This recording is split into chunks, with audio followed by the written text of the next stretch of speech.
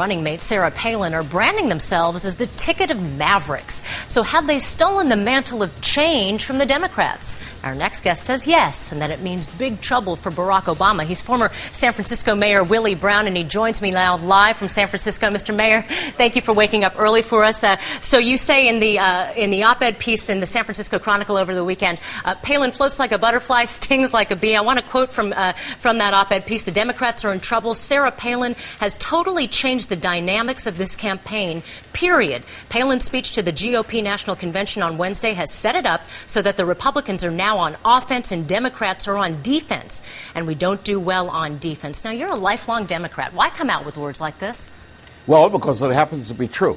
It is clear that Ms. Palin has, in fact, set the stage so that it appears as if we are defending But, Mr. Mayor, what are you hoping to accomplish? The other guy. What are you hoping to accomplish? You want to rally the troops? Well, I think that it's important, frankly, in this debate that everybody understands that each of the respective candidates should have to present a program.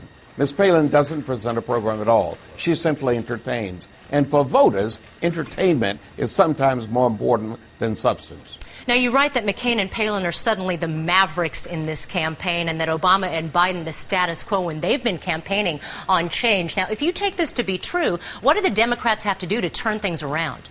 Well, hopefully, Ms. Palin will be exposed on her own. It is almost impossible, frankly, to do anything about defining someone if they are totally a mystery, and if the press becomes so fascinated, the press doesn't do the job of exposing them.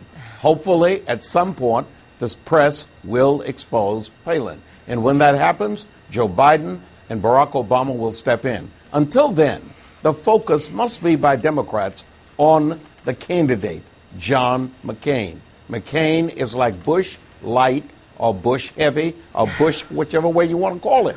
And that's what has to be emphasized. Now, I want to point out that you didn't just send a warning to Democrats in this op-ed piece. It is fascinating to read, by the way, and everybody should read it. You actually praised Palin on her acceptance speech. You said she'd be very effective on the campaign trail, and really that you likened her to Obama, that she's really the rock star, and she only needs to be the rock star for a couple more months until the election. So why go that far in complimenting her? What's the point there?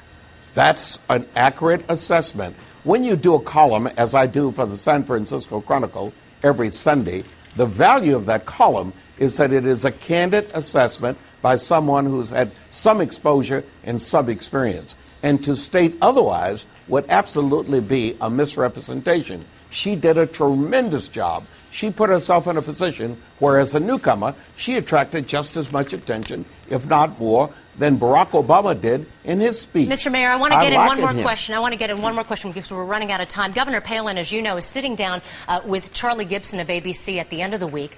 What do you hope to hear from her, and what does she have to say to convince voters that the McCain-Palin ticket is the one to go for? I think the more exposure she gets, the less attractive she is going to be. Her exposure constitutes a removal of the mystery. You're far more interested when there's some mystery surrounding you than when we know everything about you.